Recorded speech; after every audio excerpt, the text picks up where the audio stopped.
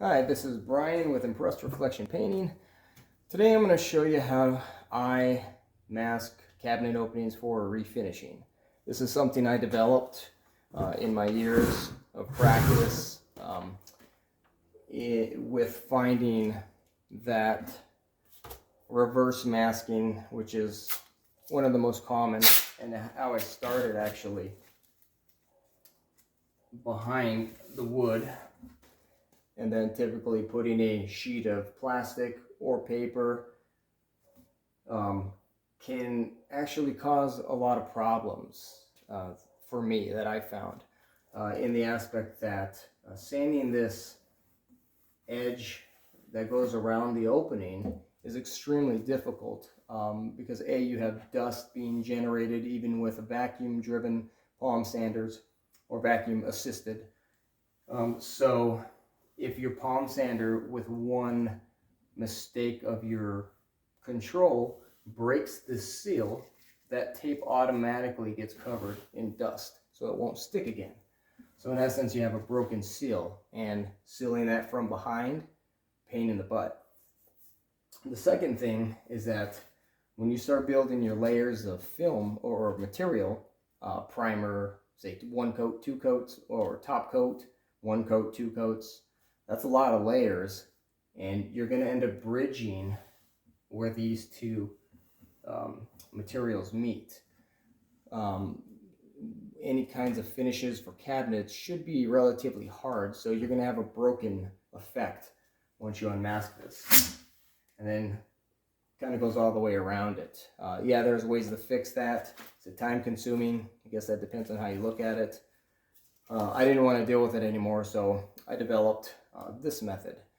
It's a little hard at first to learn because you have one long sheet of paper with tape on it, so it can get a little confusing and turn into a mess at first. But once you learn how to stretch your paper out so it doesn't stick to itself, it's a breeze. And you can hit 2 openings with one application rather than do work on one and then work on another. And then in the unmasking process, you have one entire joined piece of material that you can undo and slide it out rather than break this and then pull it off and then break this and pull it off. Especially on lowers when you have multiple drawer openings, that's a lot of holes to individually cover. And I'll do a tutorial after this one showing how I do lowers because they're a little bit different. So I'm going to go ahead and do this upper with a tutorial, and then I'll do a second upper. So it'll be a little bit smaller, but same thing, just to show you how fast it can be done with practice. So, all right, let's get started on this. First, I use a solvent-based primer, so I'm using solvent-resistant tape. I lined the bottom edge, which I already did, on all my openings first. And it goes right against the front. And that's just to protect the cabinet interior, the base, since solvent likes to curl things. So since that's taken care of, what I'm going to do is measure the width of the bottom, the width of the top, the length of the left, and the length of the height of the left and the height of the right. So that's one. And I try to stay pretty accurate to the measurement. And now I'm going to let my paper just trail.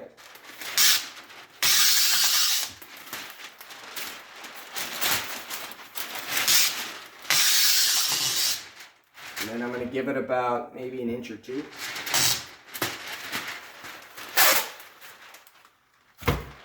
And now it's already set to be placed inside. I've removed the cabinet support pegs that go behind. So now what I can do is just slip this paper behind it, use my other hand, and I'm going to go to where about the middle is. Just eyeball it. That's probably close. And now I'm going to start lining the inside edge right next to that frame.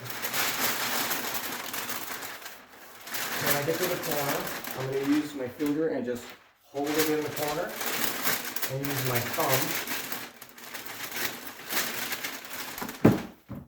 so it stays nice and tight in the corner. Now when I get to the shelves, what I'm going to do with the tape, it's inch tape, but I'm going to take it on the paper and kind of give it a U shape.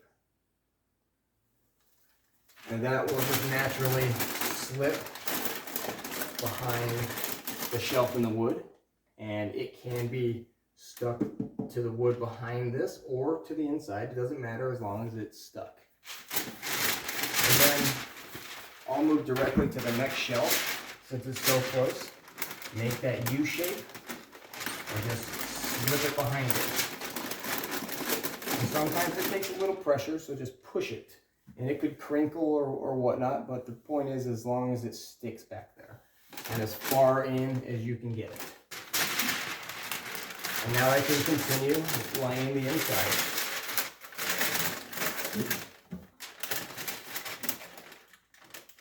Now when I get to the bottom here, I want to mask up to the front even though I have my tape, because I want this top layer to protect the bottom layer from curling, since all my solvent will curl the top. Alright, so now this one is basically finished in the end. I'm going to continue this piece up here.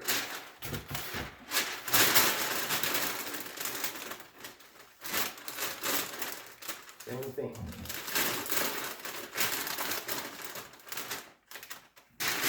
Holding it with my finger, pressing it with my thumb. I already made my U shape. I actually made it itself, so it's kind of a natural occurring thing. That time, push the shelf back. So if your shelf is too tight forward, and you have the option to lift it, you can, just to give it a space. So, yeah, just give it a little bit of room to get in there. It does not exactly the same every time, unfortunately.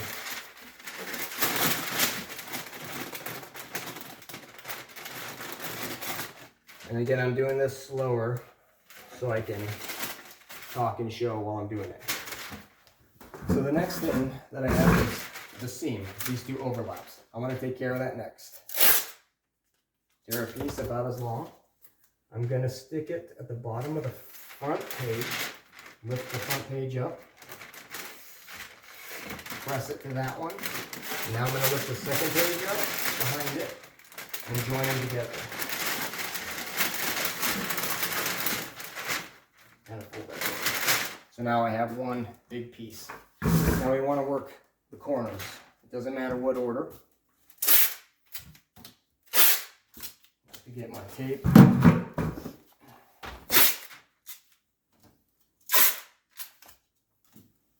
I'd be using a ladder, but I'm using it to hold the camera, so don't stand on buckets. Unless you really want to, and it's your choice. Okay, so I'm pulling the top page, and I like to work from top to bottom, pulling it over the shelf.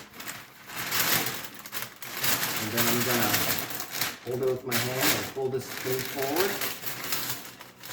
I'm going to crease it.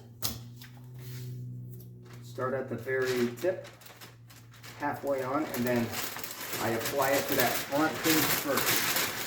And now I take the back page, back paper, and I pull it tight, and then I can apply my tape. So that one's done. Check your corners just in case.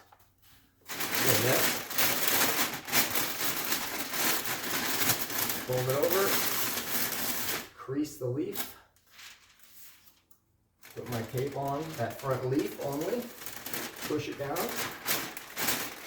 pull that back page down, and now that's joined. You can see where this is going now. So you do want to keep checking your corners every now and then. just to make sure you didn't have a little pop. But even if you did, it shouldn't make a huge effect to the interior of this. So now I'm going to pull that tight.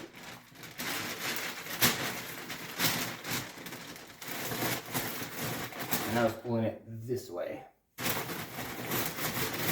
now that's joined. Last one.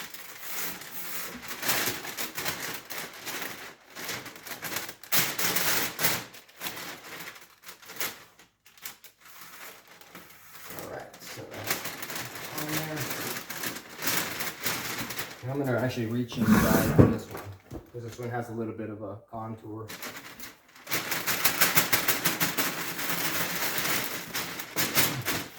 There. So now we just have to deal with this square. Generally with shelving, you'll find that a lot of the times it'll ride right behind the bottom of that top opening. Slip your page behind and line it up right with that shelf and use the shelf to press it down.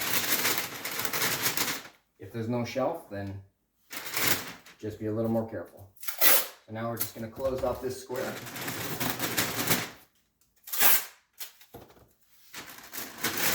And basically, we'll be done with this one. There is an extra thing you can do to help yourself out a bit. Oh, see, that one slipped on me. I went a little too fast.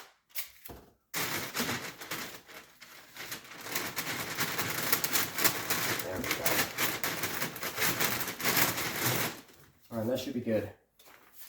And then we'll bring this over. So now you can see the inside is lined. But the most importantly is this edge here, which sometimes can be just damaged, and you have to sand a new surface to get them, to basically get rid of them, or you can Bondo, but I think that new wood sanded down to have a nice crisp profile without using a lot of Bondo, it's just better. It's less risk on myself. And then my masking isn't compromised.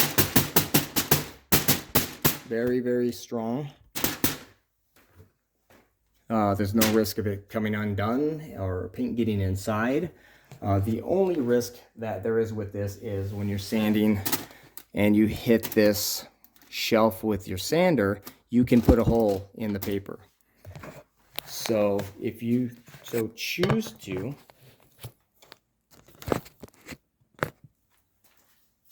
you can tear small pieces of tape and slip it a centimeter behind that wood. And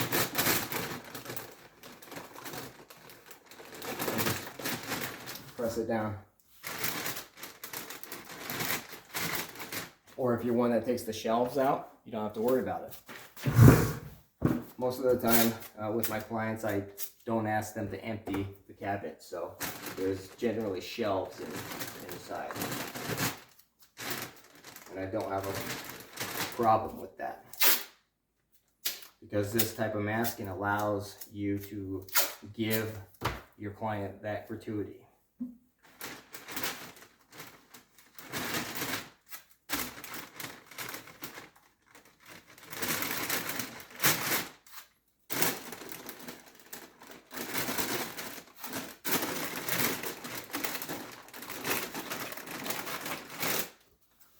Alright, so now you can see the concept of why it's done.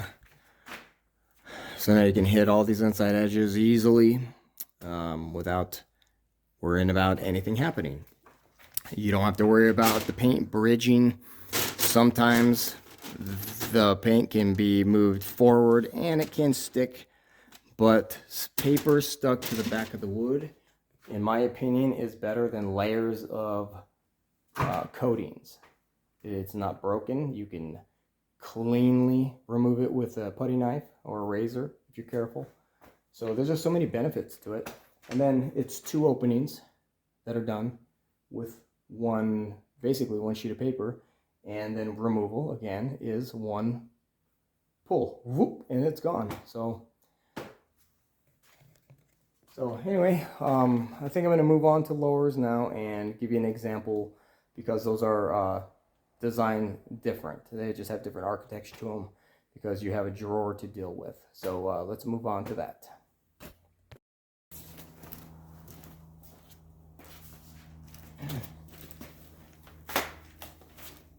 All right, masking lowers is going to be different than masking uppers because you have a drawer face here, or drawer access port, and two openings.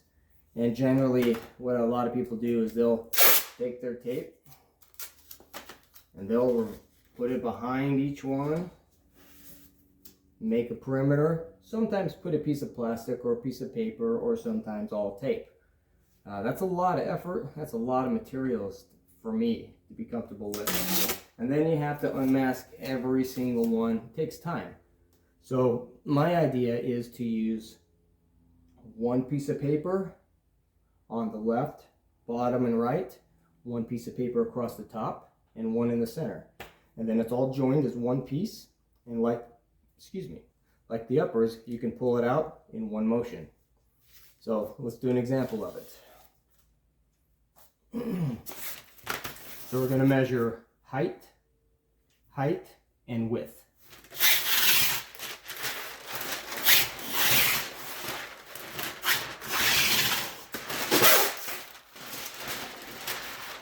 And then now I'm going to throw it out to my side, so it's all one long piece of paper. Shelf peg support is gone, so I can slide it behind it.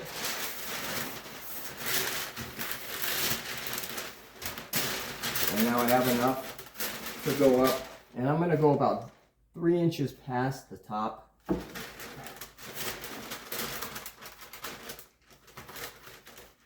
And just start lining it as neat as possible.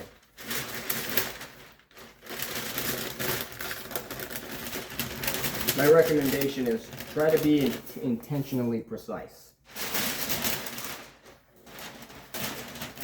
The more precise you are, the more, so to speak, muscle memory you'll develop.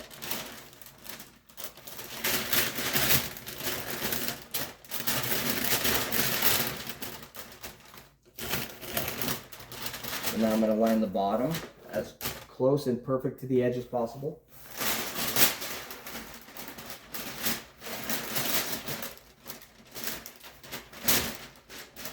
And I want to protect this bottom line of tape. The very first strip of tape I put on the bottom to protect the cabinet, I'm covering that up to protect it. If you don't use solvent base, it's probably not necessary.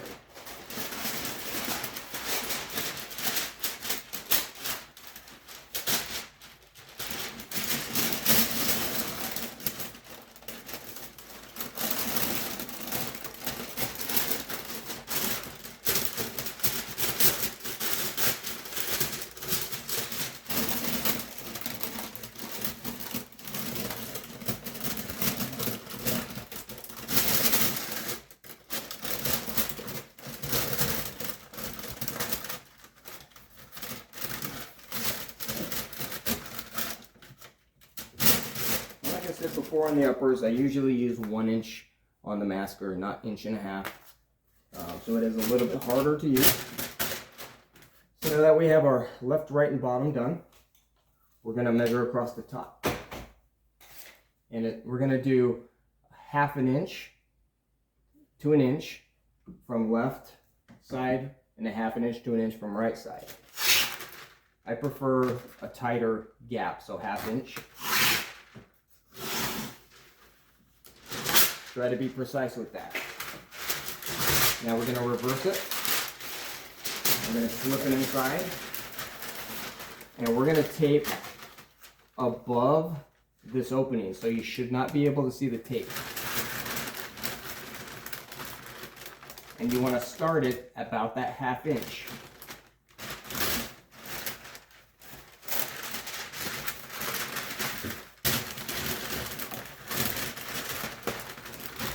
There's the 1/2 inch.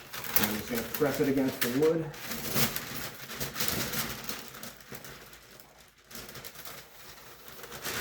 And this part is similar to what most people do.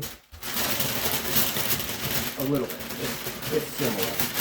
So like the other one, I'm going to push the corner, make my crease.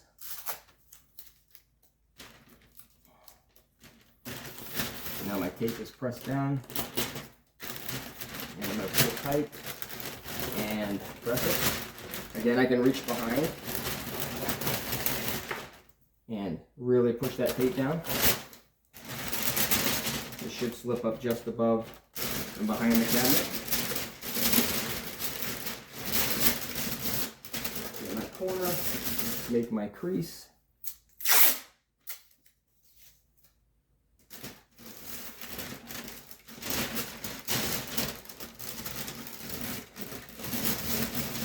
There we go. So now for these sides here. Notice we have an opening right here. Let me pull it a little closer so you can see.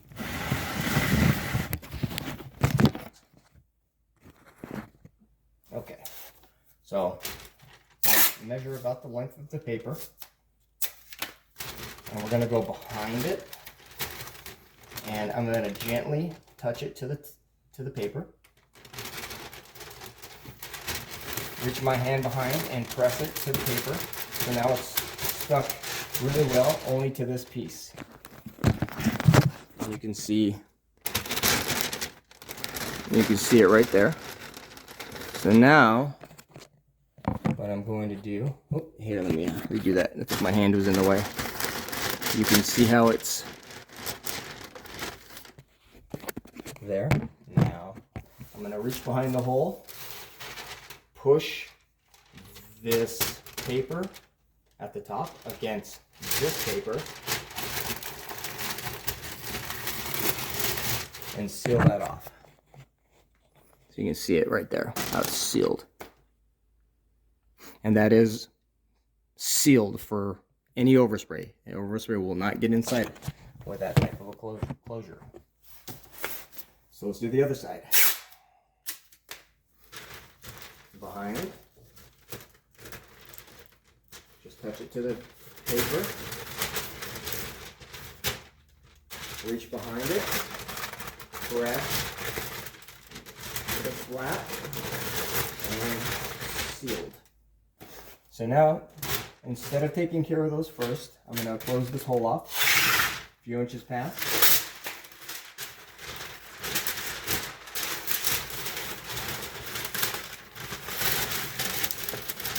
Slip it behind.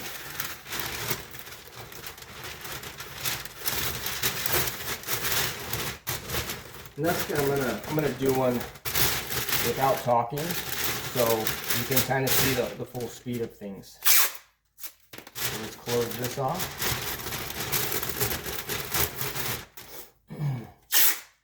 Close this off.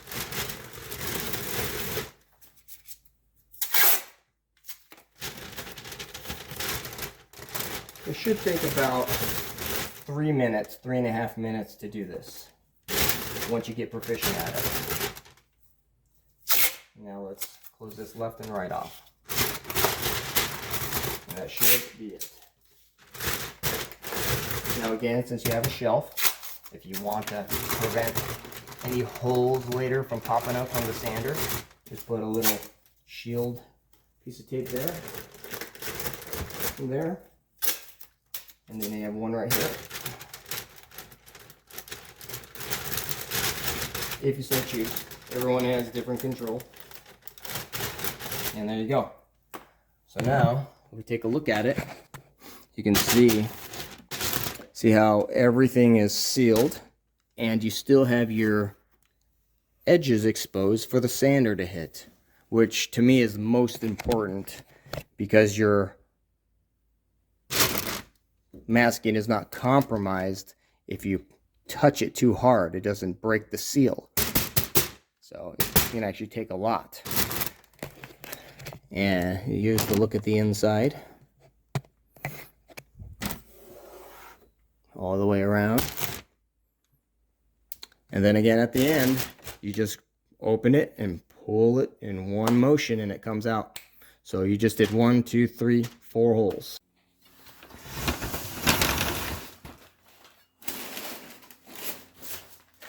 All right, and here's the 3 uppers. I'm going to unmask these just to show you how quickly they can come undone with paper.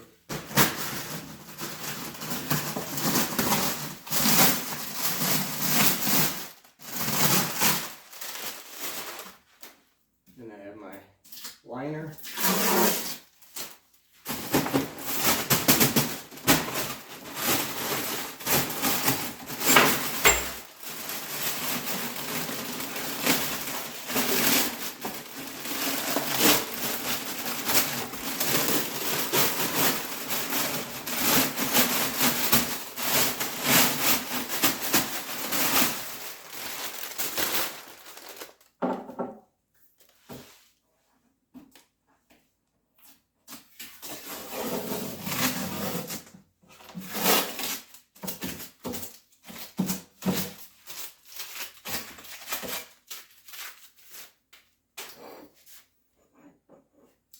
And that's about it.